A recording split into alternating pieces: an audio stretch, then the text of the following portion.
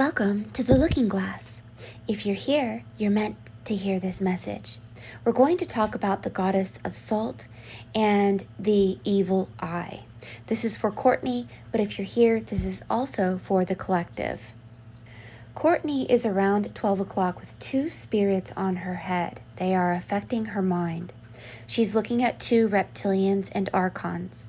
Next to her is a trapped female behind the sign of Gemini, and a snake with the number 9 on its tail. She's holding a golden circle. Next to her is a woman with a staff holding a bottle like an anointing oil. Around 3 o'clock is an angel of protection. At 6 o'clock is the angel of death, and above the angel of death is the blue avian and blocks of salt. The name Mariah was at the bottom of this piece, and this reflects a hearse or a funeral. Mariah also reflects the wind. The wind Mariah was a song. Way out west there was a name of wind and rain and fire, and this name was called Mariah. The reptilian is handing you a child, and this is giving you some information about why you are in your particular position and what you have to do to protect yourself from unseen forces. We don't fight flesh and blood. We fight principalities and powers. This is your second piece. This is you as a goddess of love, a goddess of souls. You are pouring salt onto children who have died and their souls. You are surrounded and protected by white birds, swans, geese, and the eagle. You have some Egyptian symbology connected to you, but mostly you are the goddess of love because you protect the souls of the trapped feminine energy. You look like a womb, and the children are going into your womb. This is an ancient symbol that I will explain. But before you can step into this picture, which is your divinity, you have to know who you are, how to protect yourself, and how to balance dark and light, good and evil, male and female, ignorance and awakening. So there's going to be some studying involved. I'm going to open the doors of knowledge for you, and then you're going to take a step forward yourself and do some additional research so that you can understand who you are and the people that you are dealing with who seem to not be people. So the goddess of the salt, her name was Thumleima. And Thumleima has taken on different names depending on the culture that is describing her. She is the female deity and the personification of the salt and the natural salt brines in ancient mythology. Salt represents purity and the soul. She's believed to be a consort of Lord Pachanga in ancient legends. These energies should be investigated because they have something to do with powers that are associated with the blueprint of your spirit. So Thumleina is the bearer of the cosmic womb, the greatest of great, unparalleled power, giver of life, wielder of justice, mother of all creation, and hoarder of souls. Interesting. She's equivalent to the Roman goddess Cilicia and Aphrodite. So depending on where you come from, which culture you come from, they have different names for this salt goddess, but they're the same goddess. On the front of the salt that you're pouring out has the all-seeing eye. And it also has the evil eye. So the all-seeing eye and the evil eye are opposites. Notice the Hamza has the birds, the white birds that are in your piece. And I think your higher self is telling you that you received the evil eye. So let's talk about the goddess Saraswati and the swan. Whenever we're talking about the color white, it's always spirit, the white holy dove, the white swan, the white salt. She's connected to the swan and the goose. She talks about the myth of consuming pearls. Pearls is a white pearl. This is a very wise goddess who teaches divination and how to divine who you are dealing with, evil or good, life or death, ignorance or awakening, powerlessness or power. Her energy will awaken you to putting up shields and angels of protection around you from these principalities and powers. So she teaches us discrimination as well. And she is symbolized by the Hamza, separating the milk from the water and consuming it. This is an allegory of separating the living from the dead. People who are alive have a soul, and people who are dead are part of an artificial intelligent program. And we'll talk about that in a second as well. We don't battle this world alone, so it's important to connect with ascended masters at this time. Eating the pearls symbolizes the wise man's ability to consume and digest the hard truths of life, which are beautiful and precious like the pearls, but are not edible by common people. Hamza, the swan, and the goddess Saraswati is connected to salt and the white swan and the souls. If you are the swallower of the pearl, then you are going to be awoken to hard truths that most people can't swallow. Some people say to Saraswati, give us that discriminating wisdom for which you are, such as your proverbial ability to separate the substance of milk from water. This is simply a secret way of saying the dead from the living. If you're dealing with people who are dead, they are going to try to take your life, in your life force and your energy and your mind, and they will put you under mind control. So of course, the white color is a symbol of excellence and purification, but it's also about refining your inventory of truth in your mind, burning away all beliefs that are false, from being under mind control, and awakening through the heart chakra, the world of the formlessness, which is spirit, and hearing the truth that they have to say that will take us away from losing our power and our divinity and our purpose. So although these goddesses are of love and mercy and justice and helps to take souls to their proper place and protect them, they are also ruthless when it comes to people who harm others. To connect with these goddesses and to embody them and help them, and for them to give you their energy and download, it will turn you into a holy person. And it will not be easy, but it will help you to transform from a world that is dominated by energies that want you ignorant and powerless. So this Hamza that is being presented to you is a communication of protection. Just as the angel is protecting, this Hamza and this evil eye is a communication. And the Hamza is about looking inside with your inner eye, your third eye, instead of looking outside of yourself. Because truths will come to you in the form of symbology, maybe songs, maybe dreams, and intuitions. And this is the truth voice, the voice of the media and the news and religions and politicians. These are all part of the Matrix program and the lie. They say light cannot exist without darkness, and that's true. But it's really important that we don't give our power away to darkness out of ignorance either. So the Hamza hand is connected to the Holy Spirit. It's the one and all spirit. It really doesn't matter which culture you come from, which belief system you come from. There is an invisible spirit that we can all connect to. And this spirit is the spirit of truth, and it connects to us when we raise our frequency and as we study and are presented knowledge, and we begin to investigate this knowledge that helps us to navigate this world safely, balancing darkness and light ignorance and knowledge, and having the divination and to be able to have a balanced justice within us.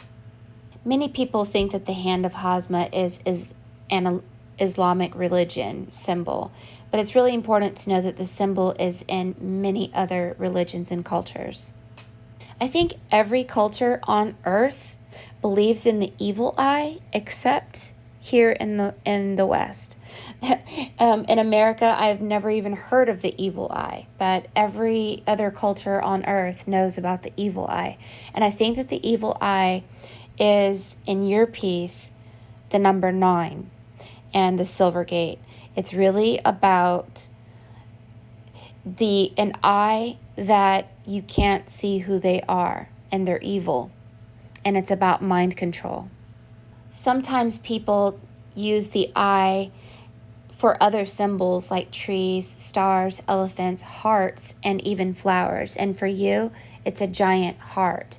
So you can use the heart as defense against the evil eye, or you can use the Hamza hand, or you can use salt. But whatever it is, you're being asked to incorporate protection in your material world, within your mind, and connecting to these energies that will help you and protect you from the unseen world.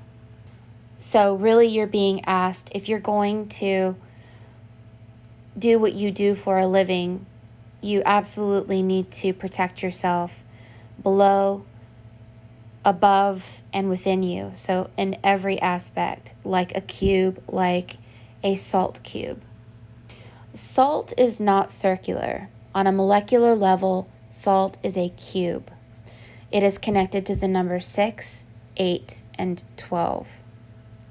And the reason people use salt as protection is because salt is a crystal. When you take salt and you heat it up, like with a Himalayan lamp, it produces negative ions. Negative ions combat positive ions. Positive ions are technology. So if you want to protect yourself from artificial intelligence, it's about negative ions. And so salt is part of that protection. It also emits a frequency. And so emitting this frequency and raising your frequency is another symbol besides that of purity. The Bible says you are the salt of the earth. The salt of the earth are spiritual beings, and we ignite the fire of other spiritual beings and we help others, but we don't help the dead because there is no help for them. So in alchemy, they used salt in alchemical properties because it is white and thus pure. It is a preservative. Salt is a magical protection against evil, including demons, witchcraft, and the evil eye, vampires, and anything unholy. Agents of evil, as well as people and animals who are bewitched, cannot eat anything salted according to lore. Salt is the purifier, and it is avoided in magic rituals for the conjuration of demons. Be aware that you are mostly water and salt. When you cry, your tears are salty. When you sweat, your sweat is salty. There's an agenda to fill human bodies up with sugar because it combats the salt. In Christianity, salt is the symbol of incorruptibility, eternity, and divine wisdom. Salted water is often used in baptisms to cleanse the body of demons. You know what? Now that I know this, I think I'm going to take more salt baths every day. In the higher levels of alchemy, salt is part of the tri-prima with mercury and sulfur that compose all things, including the 4 elements. Salt represents the body, female, and earth aspects. It is the mother or the feminine principle within matter. And this is what I'm seeing in your piece, the divine feminine trapped. And so your salt is connected to this alchemical perception. Salt is a preservative against the corruption of the body. Salt is mercury and sulfur and has the most spiritual properties.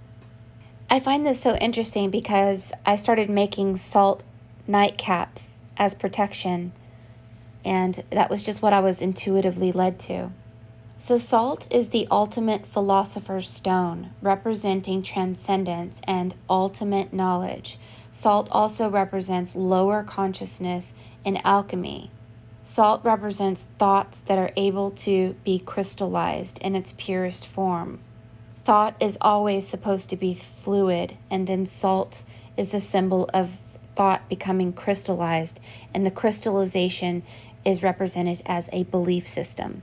So for someone to have crystallized thoughts, they have a belief system that is no longer fluid. So as we move through this world, it's okay to hold on to beliefs, but hold on to them loosely and allow your beliefs to change as time changes, and not crystallize these beliefs so that no one can control you through cults, religions, and mind control. I didn't know that salt is identified as the Ouroboros, which is the self-devouring serpent or dragon. In your piece, the snake is not eating its own tail, so this is something that is against salt. Salt is a crucial ingredient in alchemical recipes for making gold. Many people believe that eating the white dust from gold is the formula for immortality, which is the alchemical's journey, is to turn from lead to gold and thereby living forever. This process is the antidote for poison and a curative of heart disease and a repellent of the devil. It's a formula of gold, salt, and red wine vinegar, the ashes of a block of tin burnt in an iron pan, wine and honey.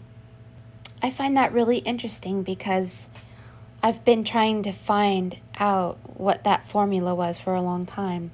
This is the symbol of salt in alchemy. It looks like the eye, but it has a line through it.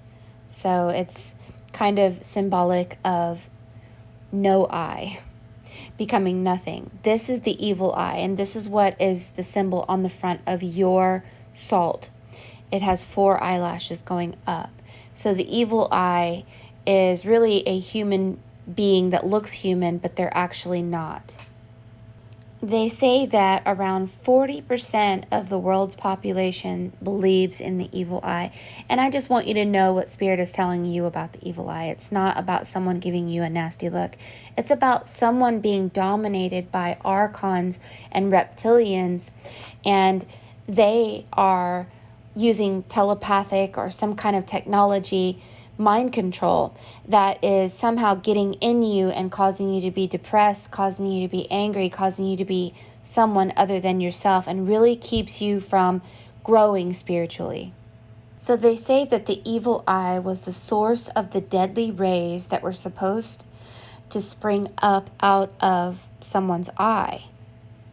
And the reason I keep focusing on the evil eye is because I want you to understand that these reptilians and these archons that are around you, I don't like looking at people straight in their eyes. I think that there's some sort of mind control thing because the soul is within the eye. And the Islamic prophet Muhammad talks about not focusing on beauty and looking at people in their eyes, really just thanking God for their life. Now, this number 9 is connected to Satanism, according to this.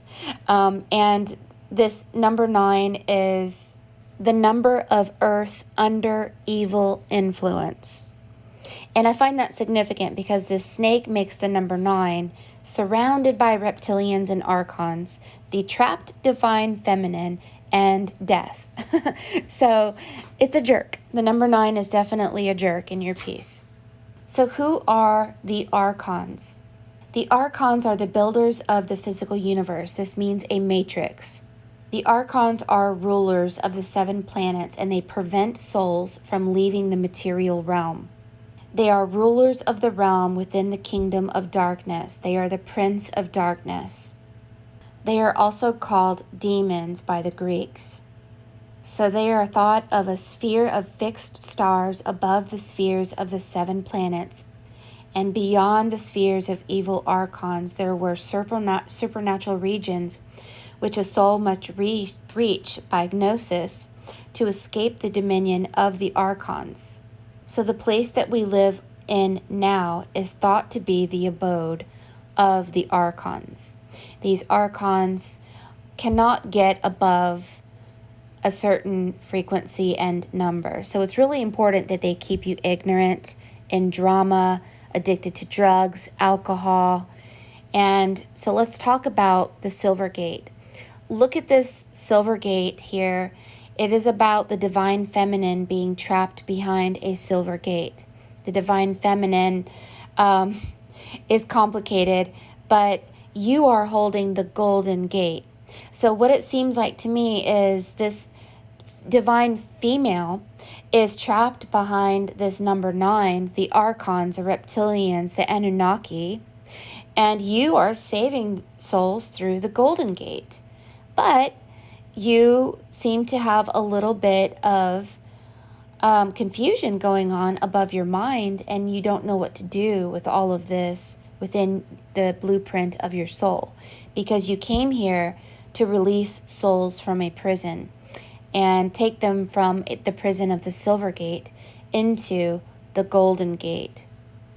I'm going to send you a link to my friend John, as my friend John knows way more about this than I do. He's the one who told me about this.